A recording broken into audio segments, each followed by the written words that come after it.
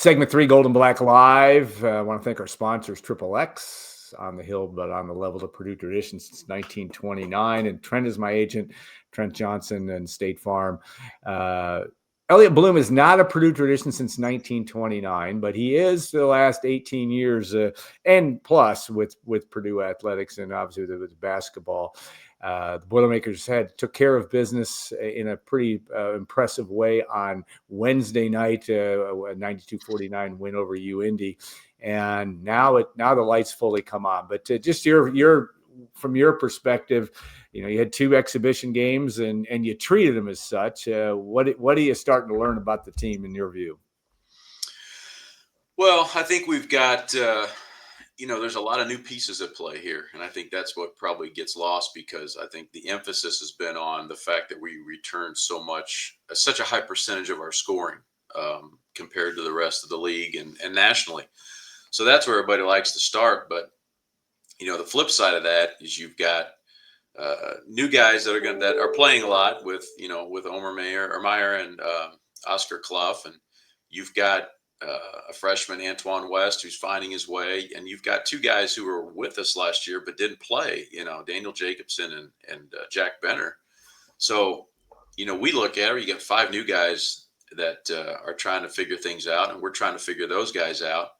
And it's different. Oscar's played in a ton of games, but yet he's never played in these environments, the 2 environments he's played in so far. So, it's just getting used to things and adjusting. And then from our standpoint is trying to figure out rotations, and figure out who plays well together. What do the numbers look like? How do we rebound with a certain lineup? How do we score with a certain lineup? Is there a better defensive unit?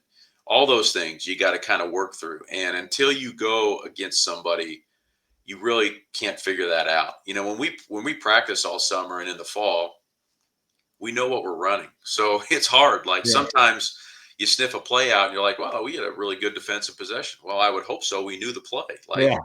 So, when you play new faces and new teams and you get new experiences, it just helps to figure out where you're at. And, hey, it's a long journey. It's the longest, season in college sports. And we're figuring it out. And the sense of panic that I've heard, I don't know. It's not in our office. We're just figuring it out. And we got a great group of guys to do it with and a very talented, deep group to do it with as well. So we're excited. We like where we're at, and we're excited to continue to get this thing figured out. I had a good vantage point on Wednesday night with Oscar Clough when he got his offensive rebound and got his basket. He turned where I was seated, and it was a collective exhale. I mean, he was just happy to make. I mean, he's a guy that, he's the ultimate role player, I would assume, for what you're going to expect this year. But guys want to do well and want to be successful, but they also realize that you have to realize, if you're a fan, that it doesn't all flow perfectly all the time. It's basketball, for God's sake. You can't make, not every shot goes in. Well, and our fans, it was pretty cool to hear them, that ovation, because they're like, all right, they sense his frustration too. He's a really, really good player. And, we've seen it all summer. We know what he's capable of doing. Is he pressing a little bit? Is there some nerves involved? I'm sure.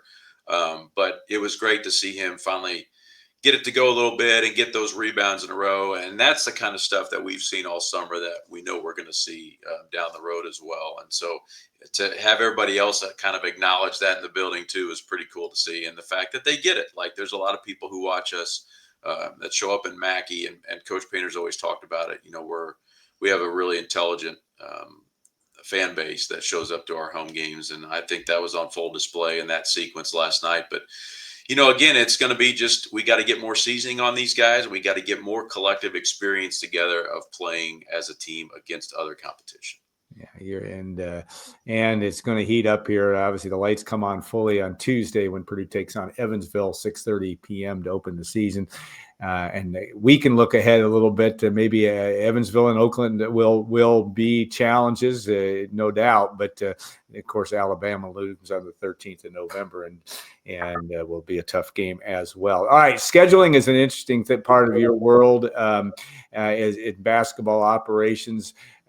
I think it's been talked about a little bit, but how and why Matt Painter does the exhibition game scheduling that he does, but also just how much in advance, and talk a little bit about how you work your scheduling. You've got homes with Auburn in essence, Alabama, et cetera. That's some pretty unique and challenging teams. And you seem to play Marquette every year, but that's another thing. But talk about how that's coming together and what you're working on, not necessarily teams, but how much you work in advance as this is going on. Yeah, I mean, the ever-changing world of college athletics overall, but also along the lines of college basketball scheduling too, because some of the changes we've had over the last couple of years, um, the exhibition landscape has changed. It used to be where like when we went to Arkansas and played in front of fans for an exhibition game, we had to have a waiver because the money raised helped to go to tornado victims that they Right. had over that summer. Um, Same last year at Creighton. The rules were relaxed, and now you can basically do whatever you want. If you want to go play a secret scrimmage somewhere, great. If you want to play an exhibition game against a D2 team like we did last night, great. If you want to go play against somebody like Kentucky on the road, you can do whatever you want, which is great. That's one of the great things the NCAA has done. Allow us to kind of have flexibility to do what we want to do. We love going to get tested on the road, and we love going into an environment that is going to push our guys, get them out of their comfort zone. And the first time that this unit plays together is in front of 24,000 people. Like there's something to be said for that. Like that's going to give us, good experience. We hope that experience wins us that game on November 13th in Tuscaloosa. That's the hope. Worked out pretty well. A couple of years ago, we went down to Arkansas, even though we got beat and the sky was falling, and we should have canceled the season. Thankfully, we didn't. Yeah. And we persevered and we fought through it. But yeah, that's why you do it. You do it for those reasons to test your guys and push your guys. It's nice that you don't have to pay a price in the loss column. Yeah. By doing it that way. But then as you look forward to, they've added a 12th game now for us in the non-conference, or an extra game basically starting next season. So the 26-27 season. For us, we'll have our standard 20 Big Ten games. And instead of having 11 non-conference games, we'll move up to 12 non-conference games. So that's another thing that just got added. And then at the same time, the world of MTEs are changing pretty dramatically. The big behemoth in Las Vegas, the Players Era, that's kind of drawn in now. I think they're up to 32 teams. It's probably not something on our radar, but it's real, and it's drawing in a lot of programs, and it's kind of affecting the marketplace for certain. I think from our standpoint, we've always our philosophy, I think, going forward is we really like the 2-game MTEs. The days of like the 3-game MTE are really, even though Vegas is doing it, it's really hard for us to make it all work if we're going to go somewhere and burn 3 games of our 12 non-conference games in one place like that. So for us, the sweet spot is getting 2 games out of the deal. This year we're going down to Baja Mar and playing a Memphis team, and then the winner of Wake Forest or loser of Wake Forest, Texas Tech in the second game. And so that's kind of the best for us. And an ideal scenario would be you play a game, you take a day off, and you play a game, because now you're simulating what you do in the NCAA tournament. So we'll see. We're still kind of working through those events, and that changes almost weekly in the amount of phone calls I get and organizers that want us to come certain places, and you got to try to make it work and play top-notch competition. And then we're always going to play a game in Indianapolis, and that's worked out really well over the last few years. Some high-name, highly ranked opponents, good names on the schedule, and our crowds have been great down there. So hopefully that'll be the same this year when Auburn comes. Again, that was the return last year, going down to Birmingham. But being able to go to Birmingham, like if we had gone somewhere and played 3 games, and we don't have that flexibility to go do things like that, then it kind of makes it tougher to get big names to come to Mackey. Makes it tougher to get big names to come to Indianapolis. So in a perfect world, we're going to play 6 high major games, and we're going to play 6 bye games of our 12. And that's stuff I'm working through for next season. So we obviously will return the games to Iowa State next year, that they come here this year, which I think will be a great series. 2 arenas that are at high levels, really loud, well-coached teams. That should be a really good series that we're excited to get started this year, and then make the return to Ames next year. And then we're working on a home game for next year, a marquee home game that we can get in front of everybody here. We'll be in Indianapolis again next year, and then we've got a couple other things in the works that hopefully we get kind of finalized soon, and those get put out here maybe hopefully over the next couple months that I think our fans will be really excited about. But I got to give credit to our fans as well, because when they show up the way they do at neutral sites, Yeah. that gets us invited back to neutral sites. Yeah. So, there's a lot of teams that would love to go to some of these tournaments, but also there's a lot of teams, like if you look at some of the things that are out there, neutral site events, there's a lot of teams that would love to go play in those, but the organizers look at them and say, well, why am I going to have you in it if you're only going to sell me 500 tickets? That does me no good. When our fans show up in droves, that gets us invited to more of those things. Now we got to do our part and play well and beat, good teams and be ranked and those kind of things. But I got to give our fans credit on that regard, because when they show up like they do, it makes it easier to get in those events. So if you're on the fence about coming to one of our neutral site events and you're wondering if you should go or not, go, because it helps everything. And hopefully we can play well for you and make it an enjoyable game. Yeah, Baha Mar, there will be a Purdue fan or two there, and really a top flight tournament too. It's going to be a very, very competitive in those two games, and I know a few folks that are looking forward to that trip, and that will be a good one. And it's interesting too. USC and UCLA. I know these are conference games.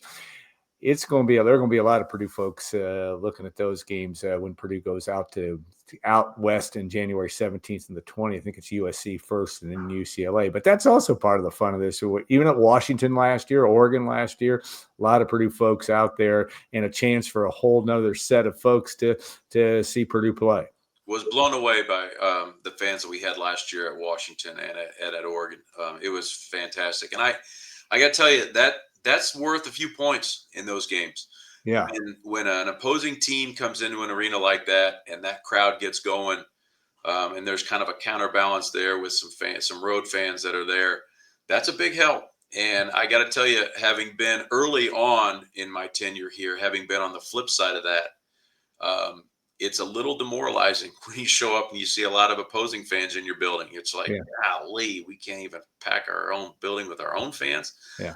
So again, if you're looking for a good road trip and you can get to another Big Ten venue, do it. It's noticed, and it's extremely, extremely helpful. Yeah, on a personal level, I will look forward to being at it. I've always wanted to see Purdue play at UCLA. In my tenure, it has, but I wasn't there on January 20th and January 17th. I'll get a chance to do that. It would be a lot of fun. All right, let's talk the story of the day, and you're very well. You're in the thick of this in terms of just your role with Purdue men's basketball, but as a very astute observer of the wonderful world of college athletics. Rev share and NIL, and it certainly is a topic that's not only at Purdue but everywhere. Purdue, there's been some football not going quite as much well as you would have liked if you're Barry Odom, and a couple of tough losses here recently. All this gets called into question. Can Purdue compete? Do they have money? All those kinds of things. You're on the inside. Obviously, your men's basketball team, you were able to return just about everybody that you wanted to, and certainly your main three. But talk about that, because I think there's some education that needs to happen on where you guys are, where the athletic department is, and how it does best move forward in this environment. Yeah, I think it's really important to know the facts and know the landscape. I mean, look, college sports it draws so many people in because it's tied into emotions, right? You're passionate about your school, you're passionate about the team you root for, and that's what makes it great. Sometimes a deep breath is required, and letting emotions subside, and then really digging into what the facts are of the matter. In our case, I think it's important to remember that we're still, this season, 25-26, is still the wild, wild west, because collective money was used to build these rosters. So I think that's really important, because when the collective world existed, it was the absolute wild, wild west. And from our standpoint, from a basketball standpoint, we were able to keep our guys because of that. But you're going against some rosters that could have some pretty outlandish numbers. Some of the reporting, and who knows if it's accurate or Yeah, not. that's Some of the fair. reporting that some of these rosters are eclipsing the totals of professional teams. I don't doubt that. That would not shock me if that was accurate. But that's what we're up against, and so that all cycles out starting next year. So all this talk about, oh my gosh, we don't have the money, like that's going out the window going forward. It's still a thing this year based on how the rosters were created. But now we turn the page. Next year will be rev share. So it's important to know the distinction. Rev share is the 20.5 million, which escalates a little bit year after year. That gets shared with the athletes. That is up to each department to figure out how they're going to divvy that up. That's been pretty well documented. I think people have a good idea of that.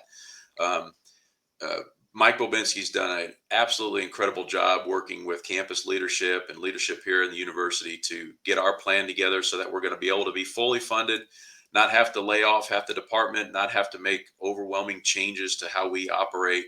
And I got to say, we're one of the few that I know in talking to my counterparts who are in that situation. There's a lot of schools to make that work and to figure that out.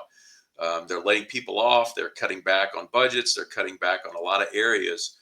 We are still full go on everything around here. So I got to give a lot of credit to the preparation and planning that Mike's done on that front.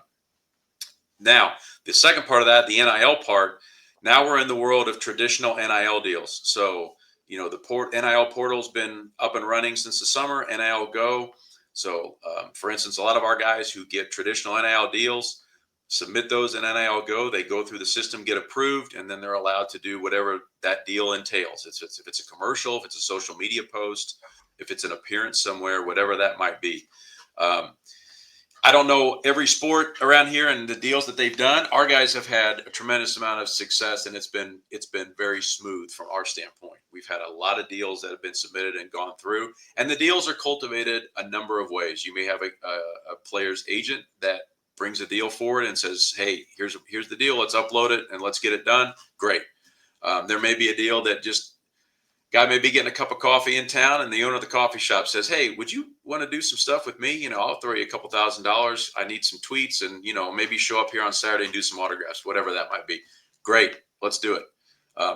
Then that deal gets submitted, and all those kind of deals have been great and gone through, and that's really what the NIL rule was intended to do. The big elephant in the room is some of the schools that are now trying to circumvent these rules and pay kids on the front end that are high schoolers before they get to college, or some schools who are maybe coloring outside the lines and just old school bag of money. Here you go. Yeah. NIL, under the table NIL has been around for 50 years. Okay? Longer than that, probably. To be naive to think that programs aren't going to circumvent rules, it's being naive. Like, that's going to happen. We're not going to do that from a men's basketball standpoint. We're not going to do that here at Purdue. But that is something that could rear its head again as we go down the road. A lot of that stuff was brought above board when the collectives emerged. But going forward, I do feel like the playing field is going to be evened up. Now, there may be situations where certain schools have built-in advantages if they live in, if their school's in a bigger market and they have maybe more companies in that, market that allow for some maybe more high-end NIL stuff. That certainly is something that gives them a little bit more of an advantage. But again, the playing field, I believe, will become as even as possible through this new system. Is it perfect? No. And nobody's saying it is. And there are a lot of things that still need to get worked out and tweaked. Some of these things that we're hearing about some players getting money in high school before they get here, that's got to get worked on. They got to get that figured out. And that's stuff that's on their radar. That's going to be worked out at the conference level and up through the NCAA level. But it's definitely things that are being talked about at the conference level and among coaches to try to get corrected. So overall, we feel really good here about where we're at. And again, Mike's done an incredible job, and the leadership here at Purdue with President Chang and the board, they've done a really good job of road mapping things to put us in a position to be successful. And I got to say, on the football side, we we know those guys a little bit. We were getting to know them better. Can't be a bigger fan of Coach Odom and his staff. I think they're setting themselves up to be in a really good position. People got to understand, turning over a roster with 80 plus guys, guys with the schedule they were dealt, it's not going to happen right away. And nobody wants to win those couple games that we really had chances to win more than those guys and everybody around here. We all wanted that. I'm a Purdue guy at the end of the day. I'm a fan. I'm a grad. We wanted those wins too, but they are building it the right way. Purdue's not going to be a school that's going to just jump into the market and grab players year after year. We're not going to be that on the basketball side or on the football side. It's just not what we're set up to do. We're going to be a developmental place, and that's going to take a little time, and fans don't want to hear that, but that's reality. It took us a while here to get that in place and to develop guys. And I would argue that we develop players about as well as any program in the country from a men's basketball standpoint, but that's what we need to do to be successful. We're not going to be, a Kentucky team that goes out and just says, all right, here we go. We're going to buy 5 new guys and we're going to, make it work. And I'm not knocking that model. That's a perfectly fine model. They've obviously had a lot of success doing that. That just doesn't work for how we're going to do it. We're going to continue to get guys that want to be at Purdue and want to develop and get coached up and want to improve year after year.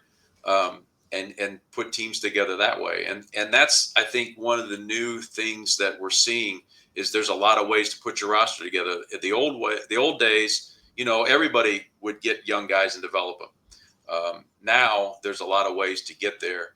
And I think that development, unfortunately, takes time. It just takes time to get your roster established. And then year after year, it's maintaining the guys you want to retain and retaining the talented guys that fit your system and want to be there. And then maybe supplementing the holes that are on your roster through the portal, and then continuing, and all that being said, continuing to bring freshmen in and develop them and grow them. And I have a ton of confidence that Coach Odom and his staff are going to be able to do that. You can just see it in the way they go about their business and what he talks about, what he values.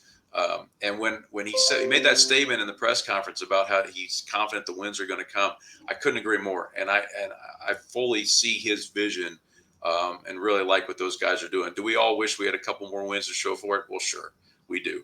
But if you keep the big picture in mind, I think in a couple of years we're going to be sitting back going, all right, we're in a good spot. So that's my 2 cents on that. That is your 2 cents, and you're usually pretty much spot on in all these years I've known you, that not everything always turns out, but you're as good at direction and reading the tea leaves for what's going to happen down the road. All right. Well, I would say too, don't wish, never wish time away. Yeah.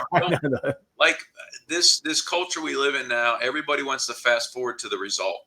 Yeah. And I don't know, maybe I'm getting older and, you are around that time and think, man, but don't wish time away. Enjoy every day, enjoy every game, every practice. On the football side of things, they're working as hard as anybody's worked around here, and they're going to get it right. It's going to come. And I'll tell you what, when you do it the right way and you put that time in, it makes that final destination that much more sweeter when you get there. We worked and toiled for a long time before we broke through and got to that Final Four. And I think everybody would agree it was a pretty magical weekend. And we all want to do it again, and we want to do it a lot sooner. And we're working towards that goal. But, enjoy those little things. Enjoy the fact that we went down to Kentucky and threw a bunch of different wild lineups out there. We're trying to get it figured out and enjoy the process. Don't worry about things that you don't need to worry about. Enjoy seeing something get built. And then if you get to the end and you fall short, okay, you want to pile on and criticize, great. But there's a lot of things that go into it, and there's a lot of things that you can take away that I think are what makes sports, fun and enjoyable. It's like when you watch, I'm a diehard Colts fan. Yeah. Grew up watching those guys and Pacer fan and all that stuff.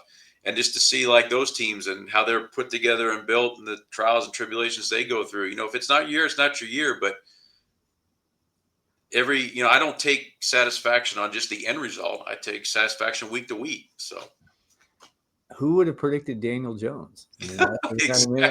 That's that. And I barely know enough about it, but I have a son that loves the Colts, and what a year they're having. And again, that is a function of, as Gene Katie would say, expect the unexpected. And in sports, that can be the case. We're going to Coach Katie's expect the unexpected has never been more applicable than has been college athletics over the last 4 or 5 years. I mean, holy cow. Yeah. And that's another thing too, is trying to be, another challenge in the environment we're in, along with all this rev share and NIL stuff, rule changes and conference realignment, all that other stuff. You have to be so nimble and willing to change course at the drop of a hat.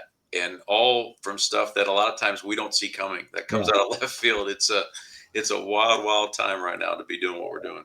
Yeah, Gene Katie, I think he's the official mascot now of Mackey Arena. It's just fun to sign autographs last night. Yeah, he took a picture with a friend of mine that was at the game, his whole family, and it's a life treasure for those people. I mean, the fact he's 89 years old, 89 years young, and he is a rock star. He stayed around afterwards. A lot of people had filed out. I went out to see a couple people after the game, and he was down there signing autographs for people. It's just amazing. Yeah, that's one of the redeeming things of all this. That and what will be an interesting season if you let it be that way, and just watch it all unfold. It's going to be fun to watch the 25-26 edition of Purdue men's basketball. Elliot, thanks so much for your time. Always appreciate, always insightful.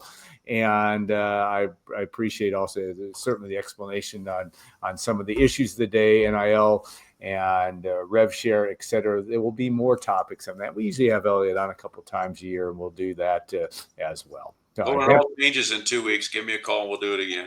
There you go.